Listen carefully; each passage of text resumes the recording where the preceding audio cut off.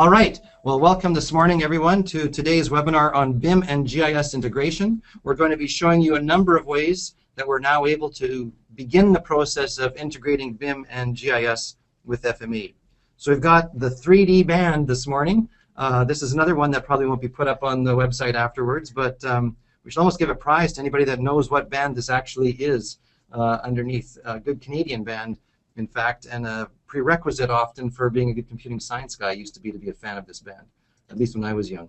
Oh, really? But I wasn't actually a fan of this band. But anyway, I'm joined this morning by Dave Campanis. Hello. And Dimitri. Is your audio still there, Dimitri? I hope so. Yes, that's wonderful. Okay, so the three of us are going to walk you through a variety of different scenarios and situations involving BIM and GIS. So we're going to be looking at a number of different demos and highlights throughout this morning, and so these are kind of a quick look at the different products and systems we'll be touching on. Of course, Revit. Actually, IFC didn't get its own logo here, and that's because we're actually not doing raw IFC today, are we? No, we're not.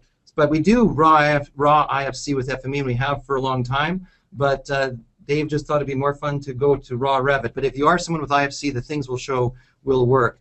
Actually, it's no longer Google SketchUp. I should have got a Trimble SketchUp. Trimble SketchUp, yes. Yes. So Trimble SketchUp should have been our logo, but we'll fix that for the next time. We'll be going out to PDF, City GML.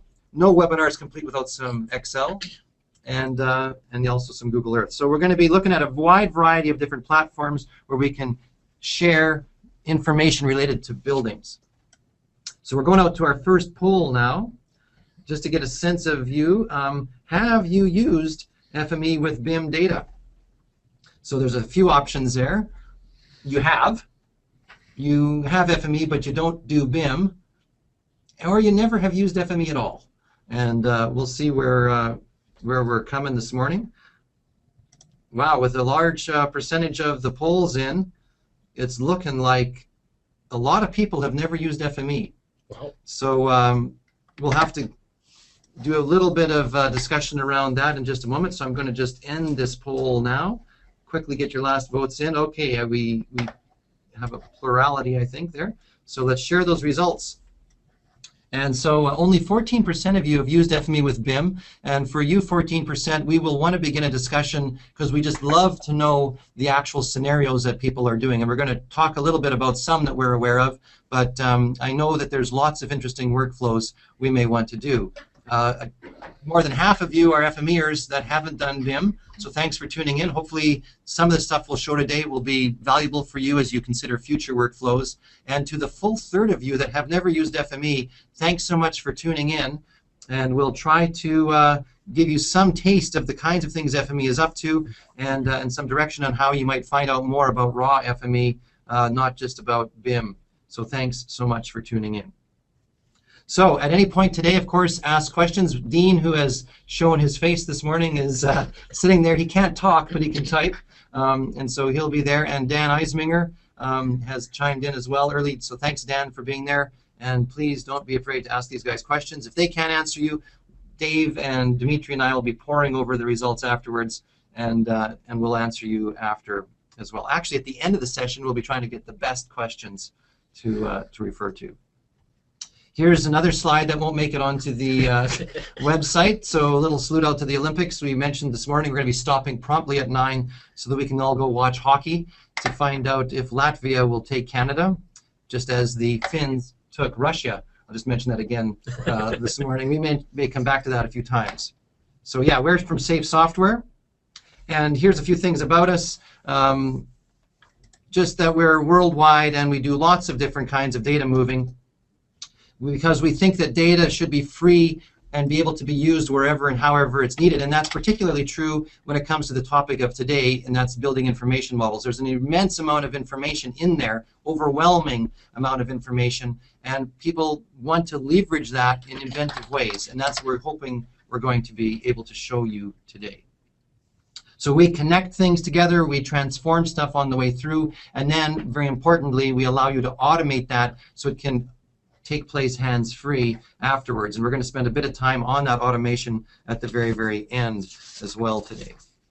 So for the 33% of you that are new to FME, you will want to check out these two web pages, in particular the weekly intro. If you see something today that piques your interest, please do go to that weekly intro. Our friend Craig and I think Mark Stokes give you a bit of the basics. Dave and I and Dimitri are jumping into the deep end of the pool today. Like this is a deep end of the pool, isn't it? I will try to ease people into some parts of it, but yeah, it gets pretty deep. This is not the kiddie pool today.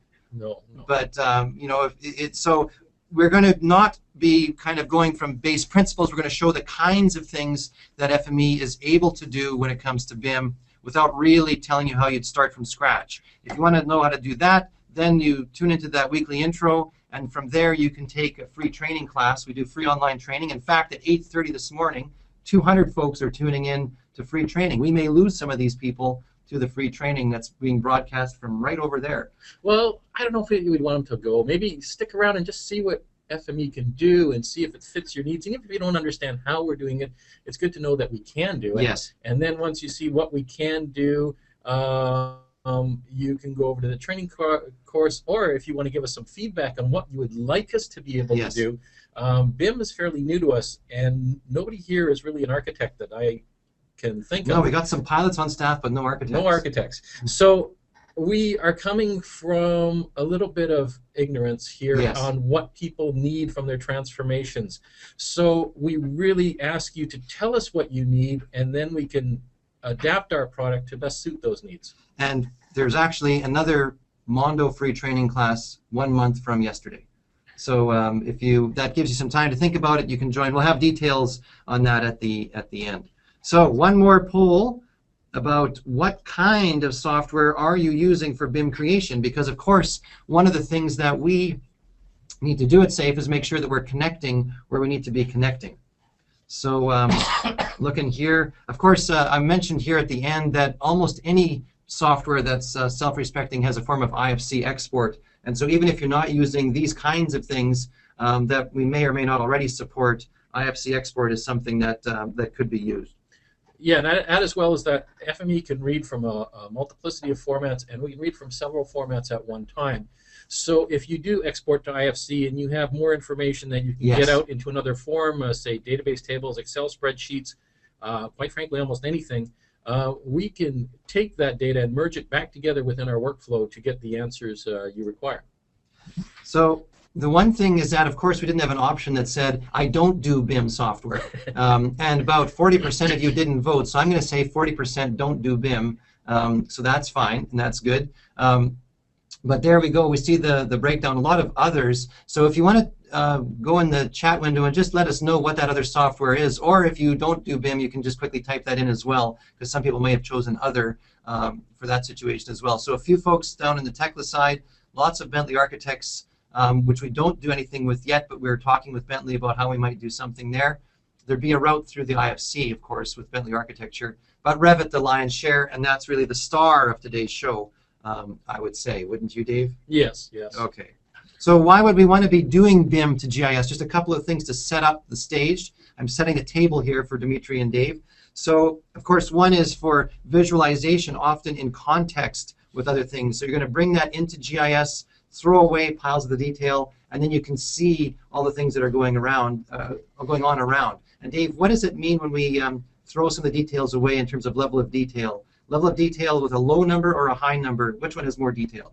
Higher numbers have more detail. Okay, so in a lot of the GIS-y world, when it comes to 3D, they talk about level of detail 4. That would be very detailed then. Yeah, that's actually taken from the City GML specification, where level of detail 0 is just plain polygons, and level of detail 4 is a fairly detailed model with furniture inside and such, although nowhere near the amount of detail that you get in a typical BIM model. So even to go to level of detail 4, you'd be throwing stuff away. You'd be throwing away most of it. Right, and you could, of course, use FME to go all the way to level of detail 0 if you feel like it.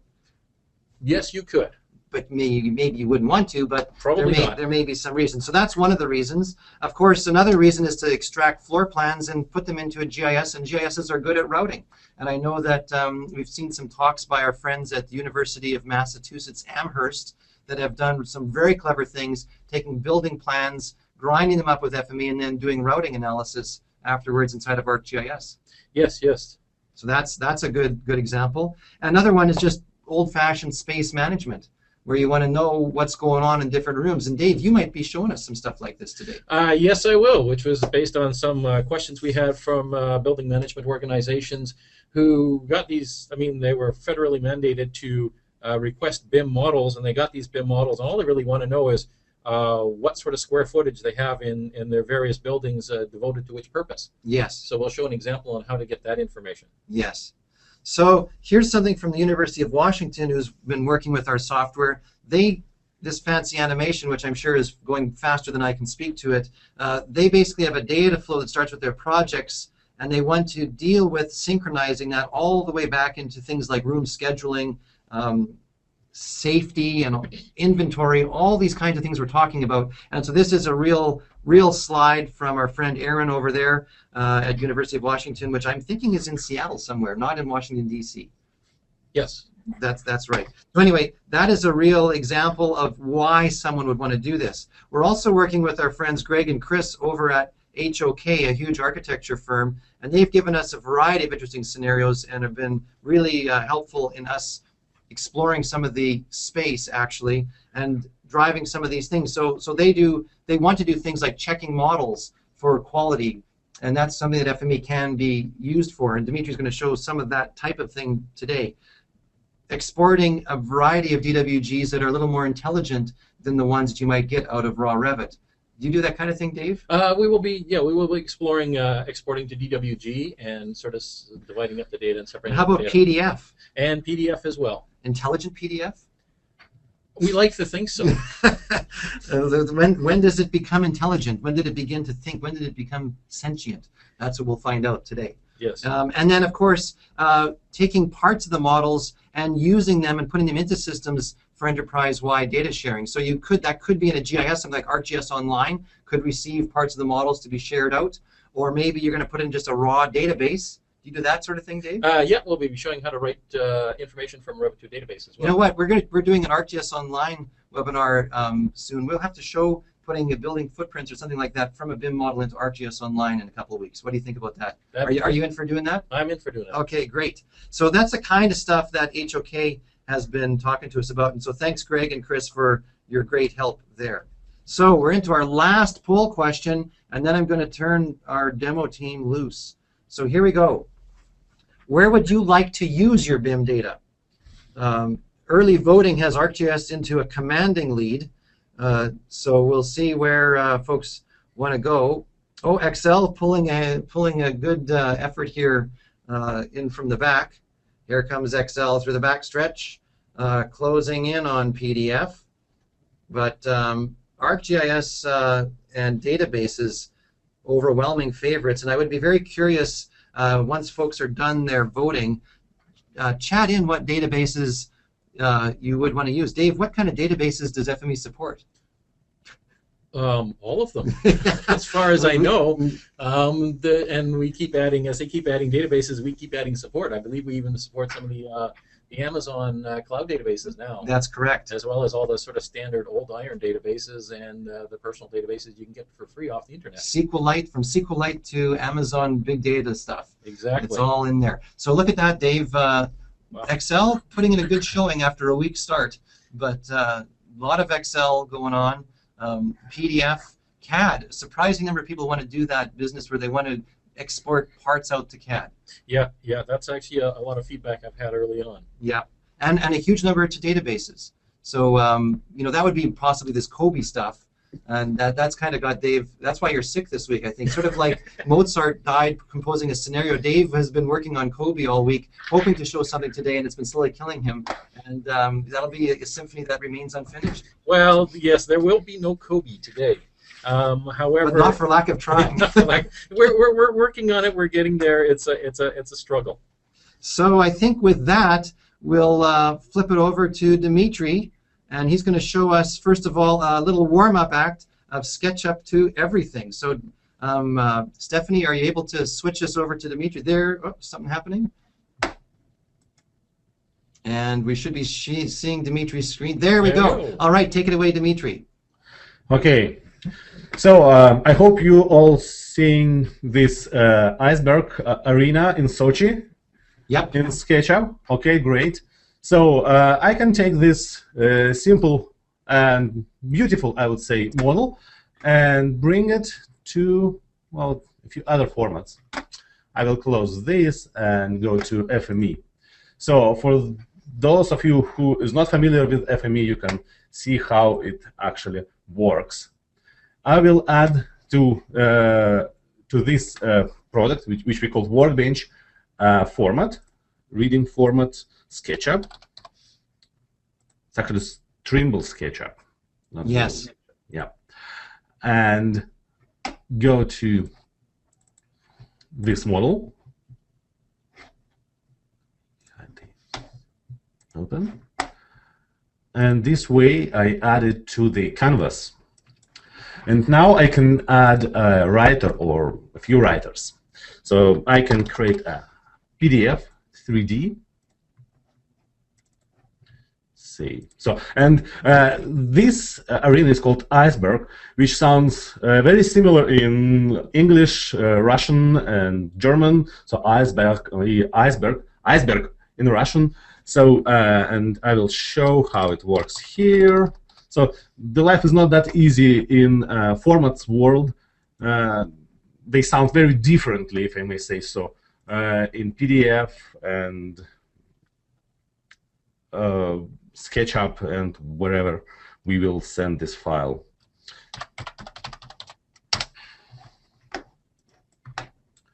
So just like that, we can make a simple translation, but I will add a few more formats. I can add, say, OBJ.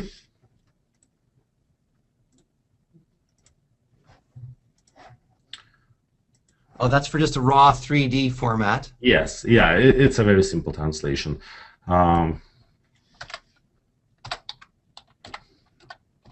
If you can read Russian. What else? I can add, say, KML. That's always a crowd pleaser. So you're going to write to all these at once? Yes.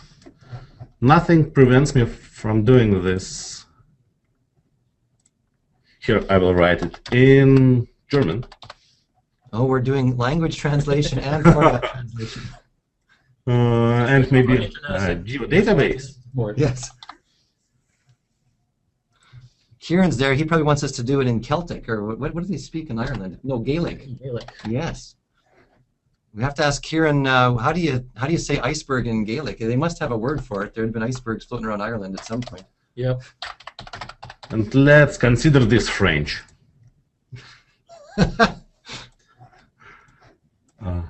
Okay. So, and now I can run this translation. The only thing I had to do for a geodatabase, I had to specify the geometry type. So it's a geodatabase multi-patch. Right. For all other formats, it was irrelevant. Wow, it's done already. Yeah, so it took just about 11 seconds. Now I can maybe see what I do here. I go to the folder where our output went, and here I have this iceberg in Russian, KML, iceberg PDF. I can open this. So you built 4 of these. Did this cost you less than $40 billion? Pardon? It cost less than $40 billion to build 4 of them. Yeah, and in just 11 seconds. So, and maybe to show you how we can modify these transformations, I can make some changes to it with what we call transformation units, which we call transformers. Ooh, are you going to fiddle with appearances? Yeah, well, maybe I won't write these 3 formats. Right, just to be quicker. Okay, so Yeah. and he's injecting a transformation in the middle. Oh. And this is new to 2014. Now you can change your links using this dialog or this button. Yeah, when he injected. Just like that. Because the geometry is the iceberg, but you're going to try to bring an appearance in from somewhere Yeah. else. I will bring a PNG image. Ping, okay. This one. FME Okay. logo. This was when we were considering sponsoring the Olympics. We did this as a quick trial. So we're somehow slapping FME logo on top of the iceberg. So what's going to happen? Yeah, so, and for those who is going to work with our BIM stuff, it's really useful to learn this Xquery language, which works with geometries, with hierarchies of geometries, which we will show, I think, a lot today. So I can say that I would like to apply this appearance to a part which has front appearance element under the name. I will copy it from other space. It's a long name. Under this name. So all the translucent glass. So Dimitri, you looked at that earlier in our data inspector, found out what appearance was named that. Yes, and exactly. now we're just replacing wherever the translucent glass was. Yeah, and because it was translucent, I'm going to set my alpha to just 0.5 to make it translucent. And I need to make one change here. So this is a little bit of fiddling Dimitri had to do, but if you're going to be monkeying with textures, it's not so bad. So now you're going to run this thing. And what format are we going to? It is PDF. Okay.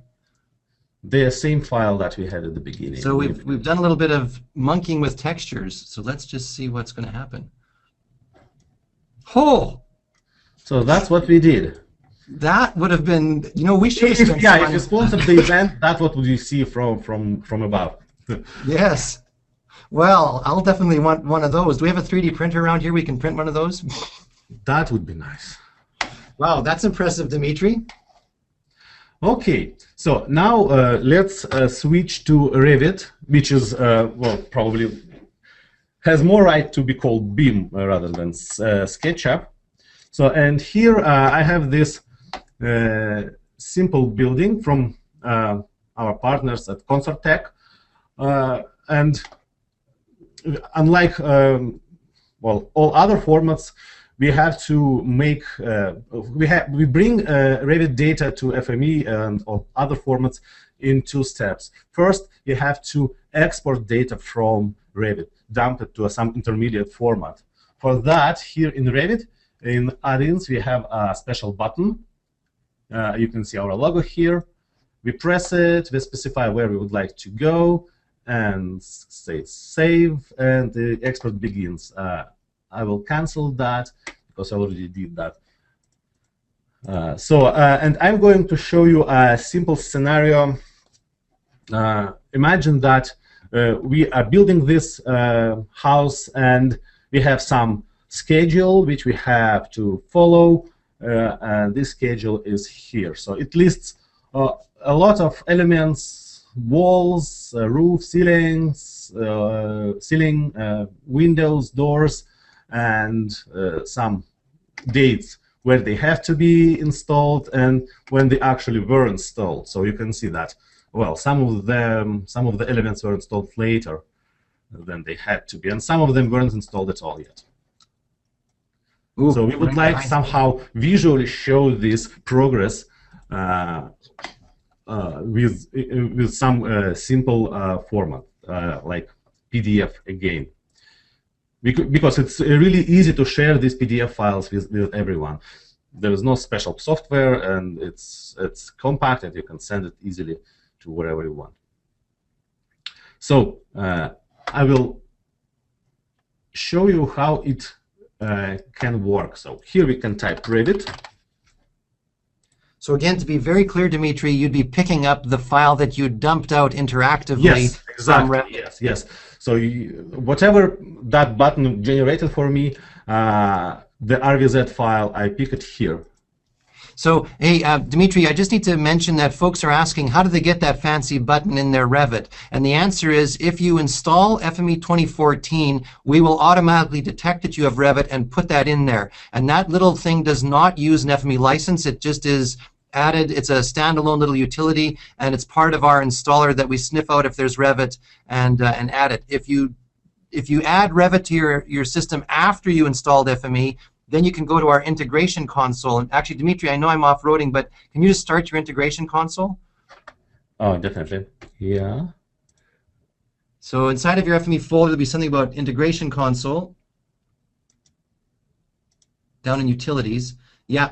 And so you start that thing, and then it'll show you there that it's got Revit exporter has been added. So that's all, and you would be able to basically uninstall or install there. So that's how, sorry for the quick detour, but folks, that's the key thing. Dave, go ahead. One caveat to that is that we need to be bit level specific with this. So if you have Revit 64 installed, you need to install FME 64 presently to get that that plugin installed. If you have Revit 32-bit, you can install FME 32-bit. Now, FME 32-bit and 64-bit can coexist perfectly happily on the same computer. They by default install to different folders, and they don't interfere with each other in any way. In fact, on my laptop here, I believe I've got 6 different versions of FME, both 32-bit and 64-bit, all installed, and they're all getting along just fine. Right. But we'll try, we are working to make that so we don't care. Like if you, whichever FME it is, we'll do the right thing inside Revit. But anyway, sorry for that quick detour. Dimitri, head us back. So you're adding the Revit model into your system that you exported from Revit, and what else? Okay, so there he goes. Yeah, oh, okay. Yeah, okay. Now I will show you the parameters. Here we have a few data views. If you are really a professional in Revit and FME, then you could use all Revit elements, which gives you a hierarchical model, a single hierarchical model of the geometry, where you have your project, underneath you have your site, then the next level of hierarchy is the building, then the building has stories or floors, then floors have walls have windows. So, and you can, using that X query that I showed you earlier, somehow get to the elements that you need. Then along with that, you get hundreds of tables that describe all the parameters, all the relations, all the types, all the units, and then you can join them together and get exactly what you need. But I think it's well, really hard to be a professional in both areas, and we try to make views that would take care of some of the scenarios. For example, this one takes only external elements, roof, walls, doors, windows, only external doors and windows, and make like a shell which you could then save to ArcGIS for, say, city planning purposes. This one would extract all the floor plans in 2D. This one will show a lot of Revit elements with all the attributes that exist in a Revit file. So this is how I would do that. So I would pick something, say OK, click OK, and that will bring me a few feature types, Revit elements that from which I can pick which one I really would like to use. Say I don't need this, I can just leave a few. Say OK, and that will add them to the work, to my workspace. But I will open a pre-canned one, this one. So here I read all those feature types, and then I read this completion dates Excel spreadsheet, which we already saw here. So then here I merged data. Maybe I can already run it and explain what is going on. Here I merged them. These two data sets by ID. You can see ID column here in Excel, and all the Revit elements have this name from which I can extract this ID. I join them, then I apply a few conditions. I compare completion date, scheduled versus actual completion date, and I also have some preset,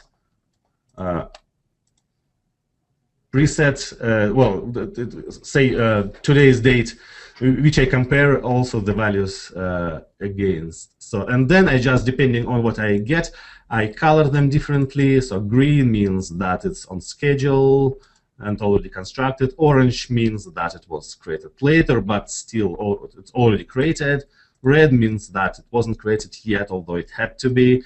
And then this means that it's, well, wasn't created. So we'd be hoping to not see very much red. Is that right? Well, ideally, yes. So here is the file. Let me just switch to different mode. And maybe one more thing before we switch to PDF. Here, I used a fan out by feature type, which are those things on the left. So that will mean that in PDF, I will see different layers under those names.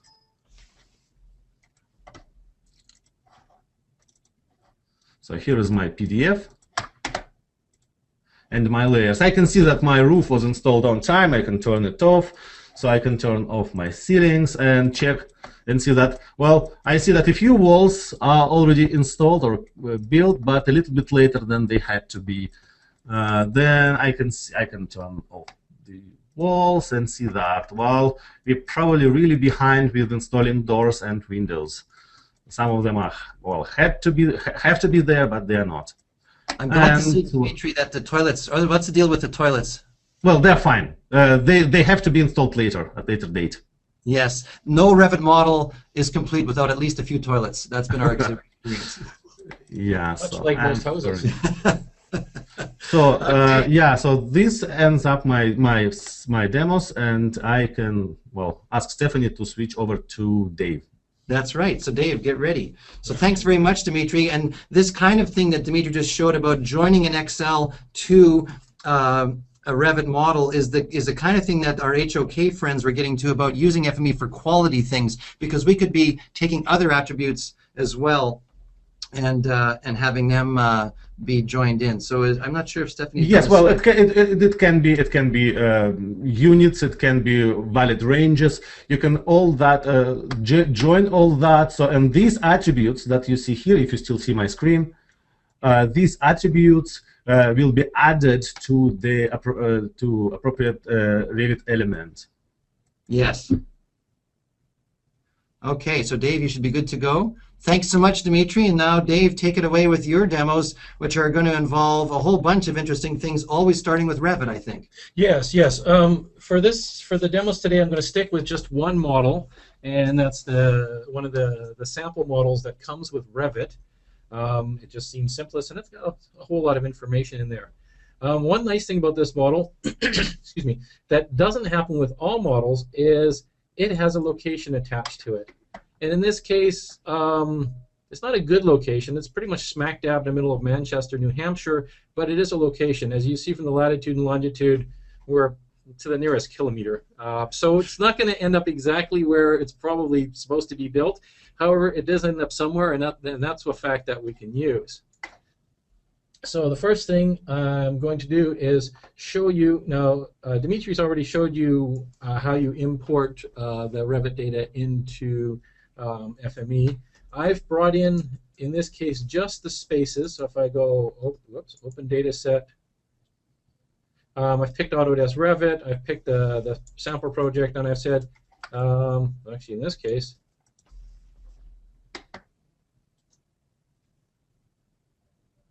okay. We're nervously waiting while Dave's computer wakes up. Yes, come on. It'll be good, Dave. Just relax. Okay. There we go. There we go. Woohoo! So we picked the building spaces, and essentially what this does is it says, I don't want anything, any part of the building. I just want the space information, and that's pretty much the lowest unit of information you can get in Revit. So I've just brought in the spaces here, and so we have. This is the building of just the spaces, which are equivalent to rooms. Oh, we can see the table downstairs, or downstairs. Yeah. Yeah. There's a table here of a bunch of information for each of these spaces. Look at one of them. Do they light up? I don't know if it lights up on the view. Perhaps it means somewhere it is. It might be inside. Yeah. But by clicking on it, we bring up even more information in this feature information window, and this is where we see that we know an awful lot about each room.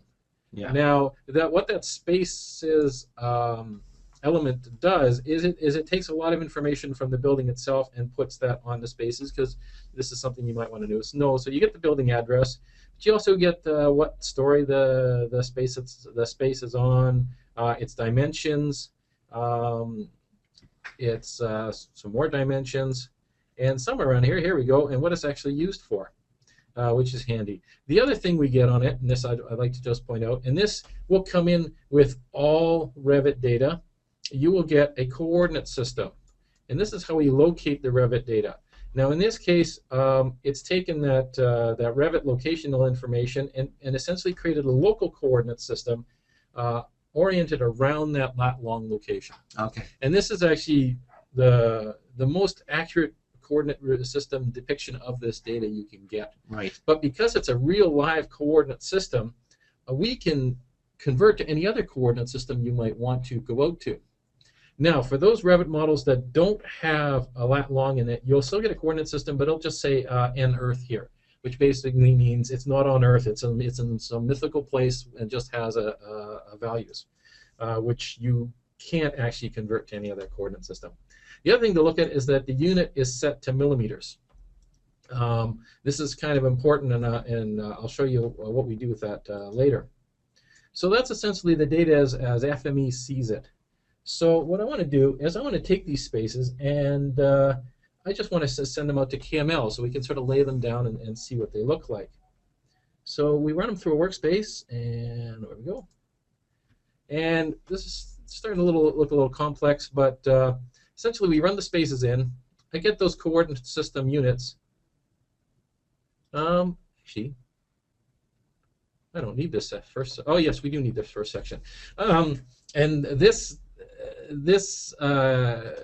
section, it basically extracts the coordinate system units that we saw in the coordinate system and maps them to a multiplier, because we are going to scale this data to fit KML, but I also want to scale the information, the attributes that are on this data when it comes, because it's measuring its square footage in square millimeters, which is generally not useful to anyone except maybe ants. So in basically I set up a conversion factor. We have an attribute creator that, okay, why am I not getting, oh, come on. Dave's machine is a little bit laggy. Okay. There it goes, you're there good. it goes. Whew. You're good. No, It's going to be okay. Oh, it's not going to be okay. Whew, it's okay, yay! All right. It's all these heavy-duty 3D systems. You just go to have Revit running. You got Revit running, you got ArcScene. Okay. I think you should say goodbye to Revit. Yeah, let's say goodbye to Revit for now. Goodbye, Revit. Okay. There. Goodbye, Revit. Yeah, that's the one thing if you're doing a lot of heavy-duty 3D stuff. Is it going? Did Revit go? No? Something went. There we go. There we go. Okay, it's going to be snappier now. Okay, we're back to our workspace, and okay, now we've got a bunch of lookup parameters for all the different possible units we could come up with. I know most of these aren't going to be used. Like, I'm pretty sure nobody's going to be building their building in Clark chains. Tell you the truth, I don't even know what a Clark chain is, but I figured I'd cover all the bases. So in using an attribute creator, we can create new attributes just by copying over some of the existing attributes, or we can do some mathematical work on the other attributes. In this case, we're taking the gross floor area, multiplying it by the units multiplier squared, because it's a square footage. In the case of the volume, to convert, we would use the units multiplier cubed. So we're converting over some information. We're formatting them, and now this is the key one here. This is the CS map reprojector, and there are several reprojector transformers in FME, but the CS map reprojector is probably my favorite. It works straight out of the box. It's much the same as the original reprojector. However, this one can do vertical handling as well. Right. And this is important when scaling models. So by default, it says ignore heights and leave them unchanged. Well, our heights are in millimeters, our X's and Y's are in millimeters. We probably want to adjust everything to meters. Yes. Or to what we want to adjust into. So if you pick heights are relative to the ellipsoid, it will adjust the elevations as well. Okay. So after we do that and I should say, when we're going into KML, KML accepts lat long data, but with heights in meters. So if we pick LL84, lat long 84, that's what KML is expecting. It automatically knows that heights are meters and will scale the heights to meters and scale the X's and Y's to lat long. Okay. This is something that the KML writer kind of automatically does this for you, but it won't automatically do the heights for you. So it's good to use a CS map reprojector to do that explicitly.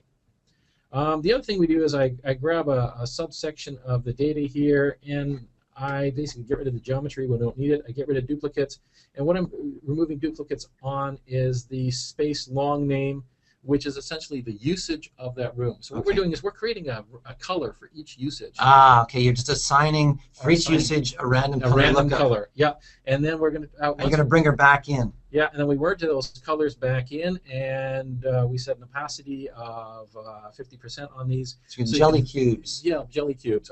Yes. I have to say jelly cubes, not jello cubes, or we get in trouble with the legal department. Yes, jelly cubes. And then we write it out to KML.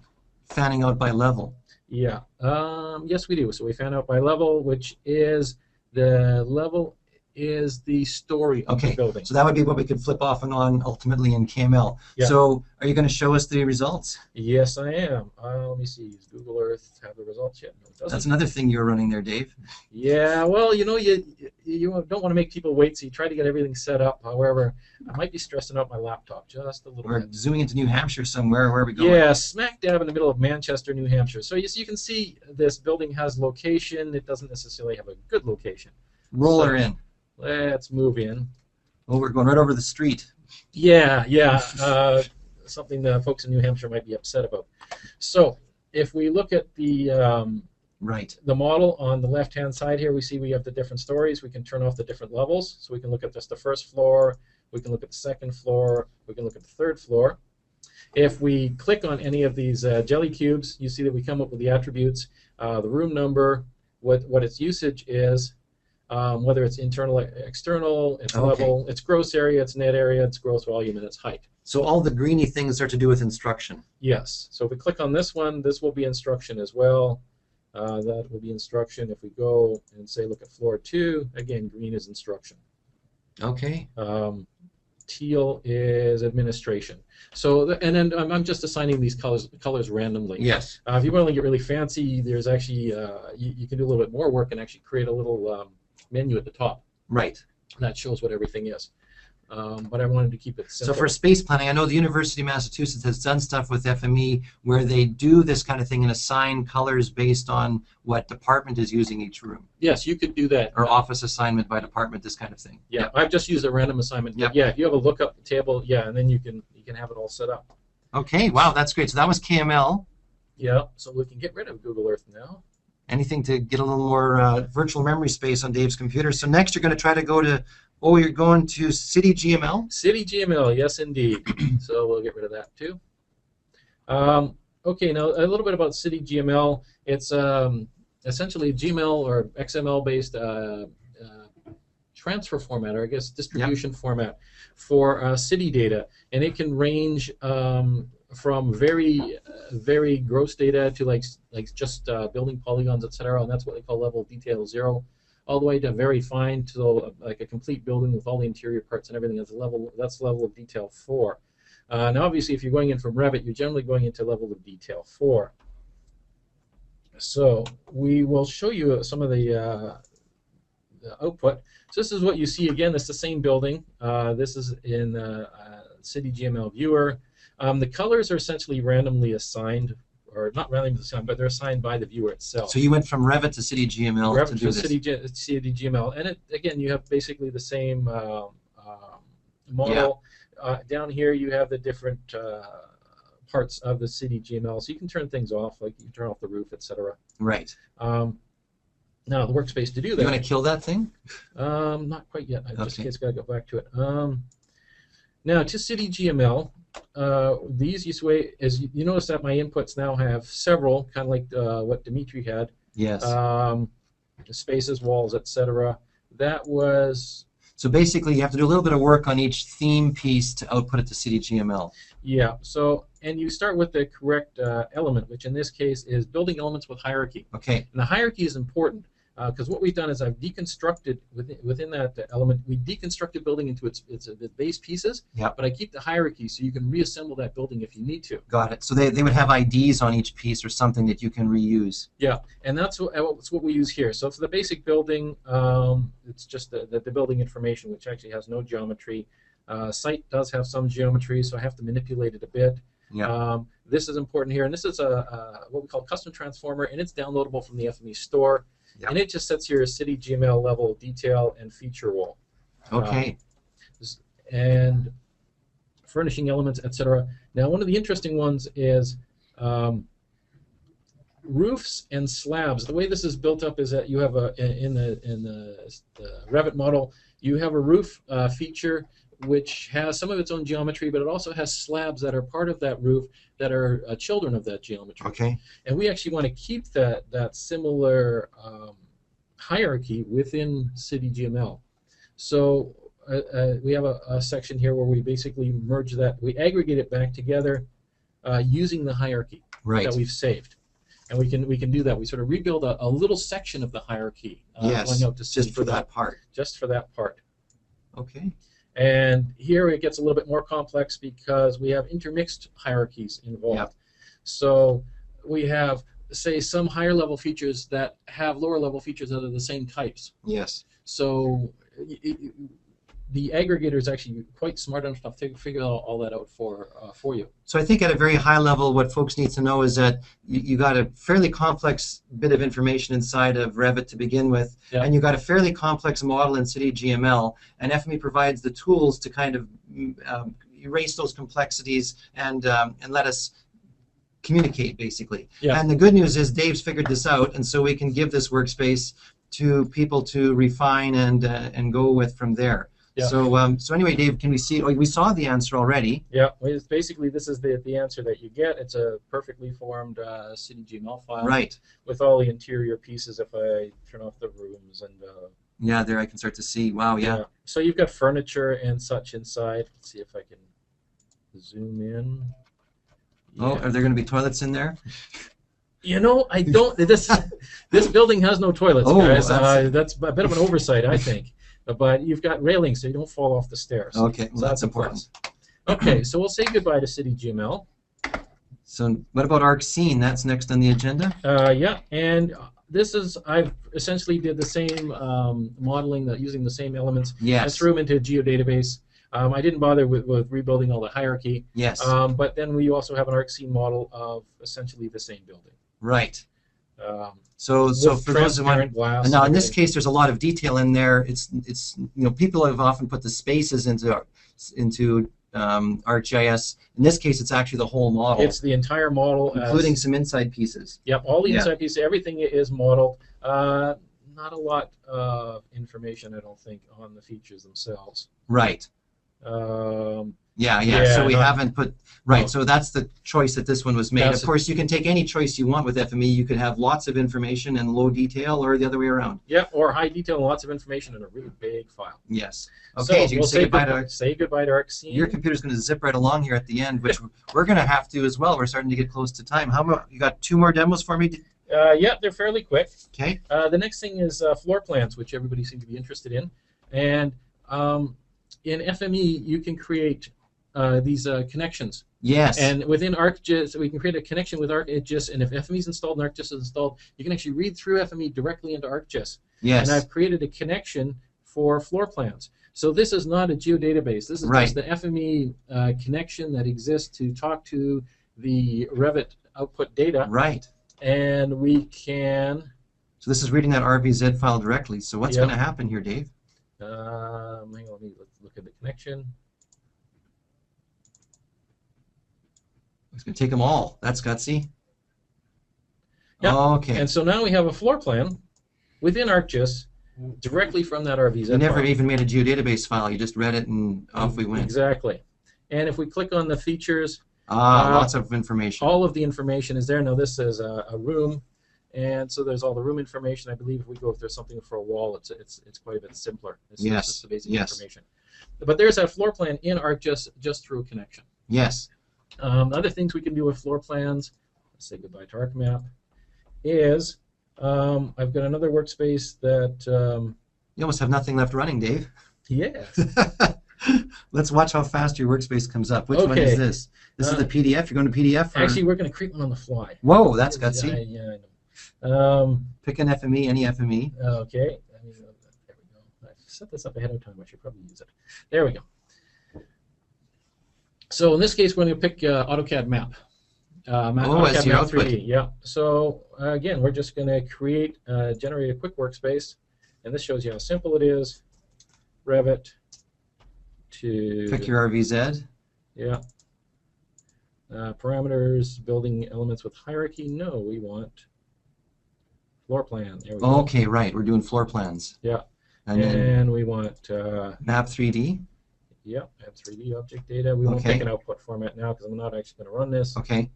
I go OK. And it's going to generate a workspace for me. We go OK. There's your workspace. And then let's just open up like space. We'll have a bunch of properties on it. Yep. There we go. Okay, good. The other thing I'm going to do, the one change I'm going to make to this is that I'm going to set a data set fan out. Because right now everything's going to come in, all these things are arranged by feature type, which is good, and each of the feature types is going to be on its own level. But what we want to do is we want to set each story in its own file. Oh, wow. So you're going to make a different file for every story. Yeah. Okay. So we'll set the prefix to floor plan. We're going to pick story, and suffix will be .dwg. Okay. So what it'll do is create several AutoCAD files and split it into its own file. And like any good cooking show, we're back. I've pre-filled all this stuff. Okay. So I can fire this up, and we can look at it in AutoCAD Map. There has been a bit of a gratuitous use of software packages today in this webinar. Well, you know, if we look at the properties of any one of these things in here, we notice that we do get some information in. So we know that this is in a deciduous tree, its elevation, and what story it's on. So got it. Yeah, and that's why I use AutoCAD Map rather than regular AutoCAD, because AutoCAD Map, quite frankly, deals with attributes a whole lot simpler. Yes. So that's our AutoCAD output. Now we must just have PDF. Now we have PDF, and I actually have a workspace for the PDF. So let's get rid of this one.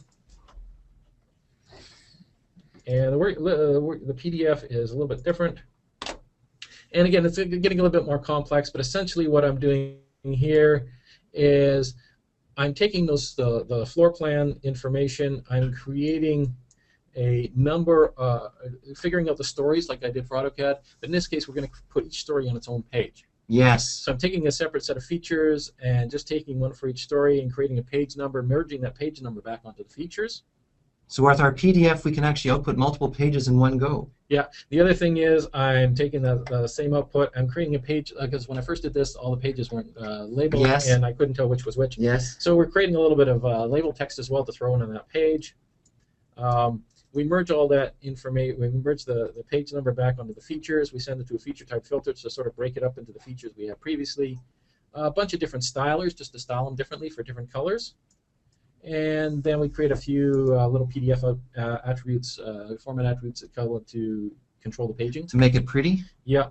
And then we write out to PDF. And if we look at the PDF file. And we're back from the cooking show. Yeah.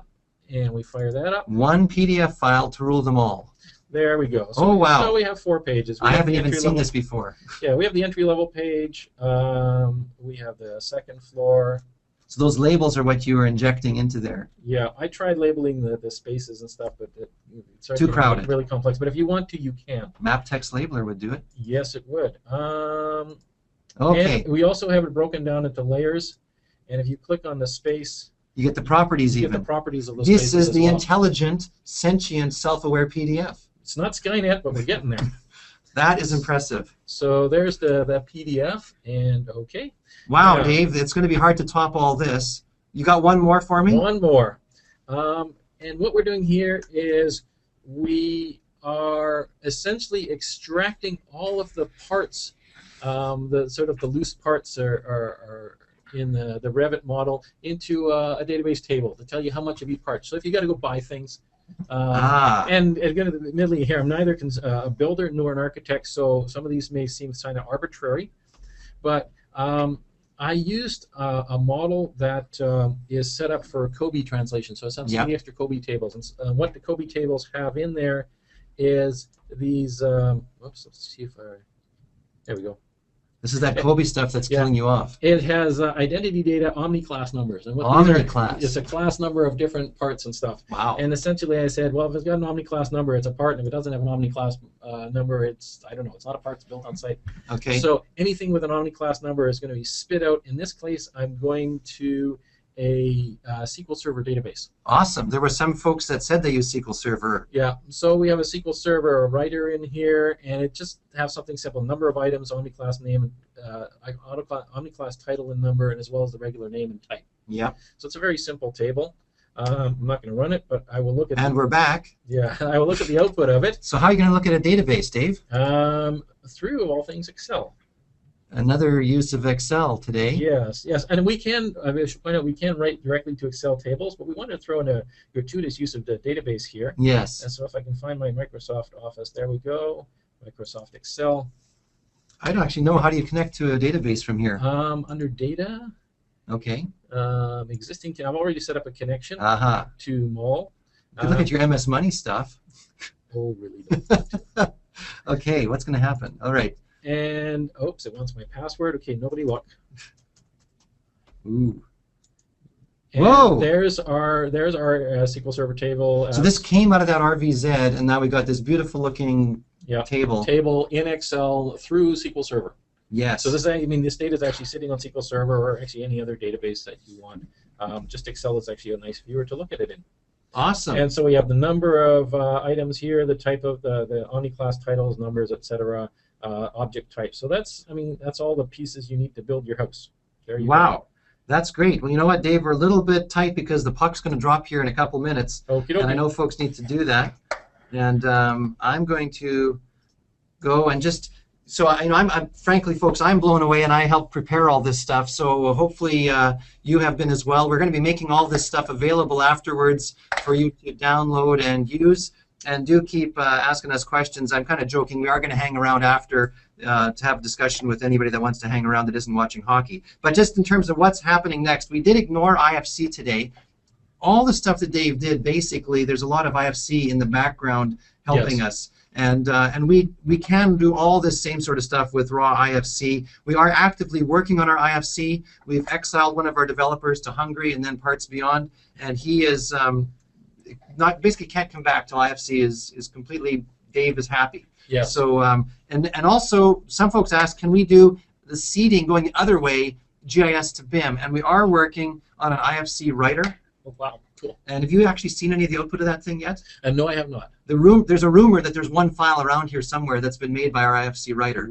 But I think it's still early days. But that'll allow us to do things like get terrain and so on.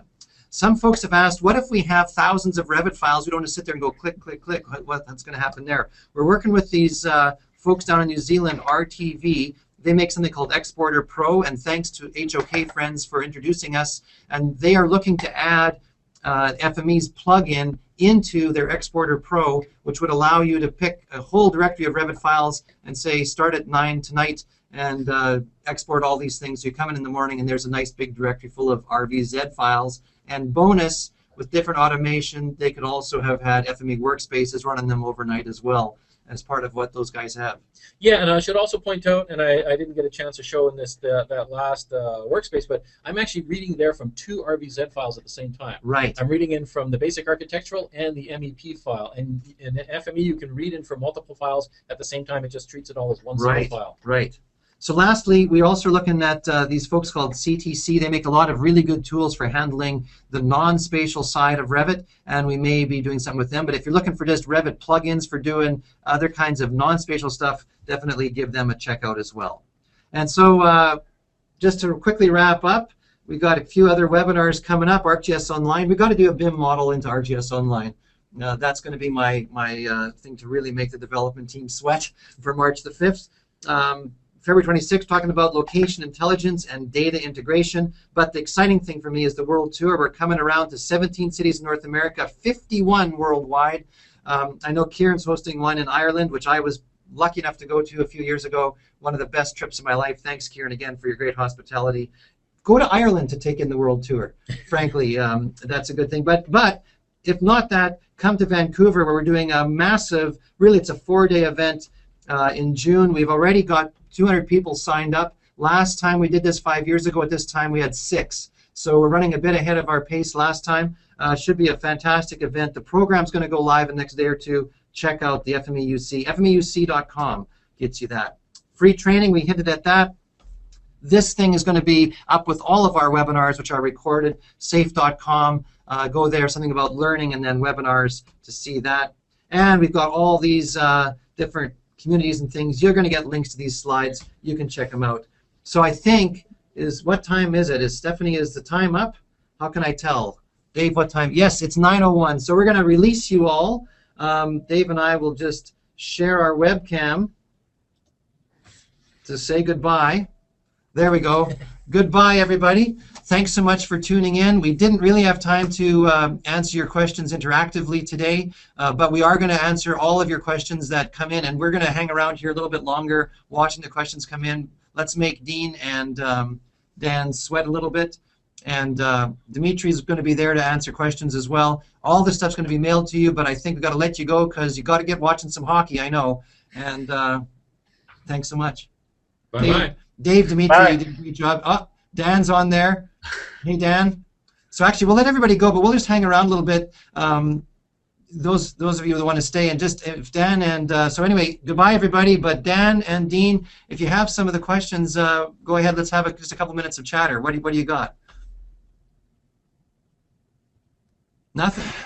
There were a few questions about just how to get the Revit exporter working, and which license of FME do you need to work with Revit data.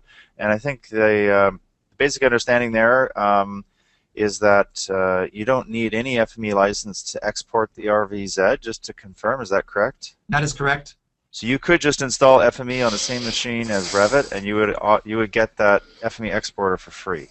That's right. Unfortunately, you lay down a bunch of other stuff, but I know some folks asked if we're going to produce a standalone installer for that exporter, and in fact, we may have to do that.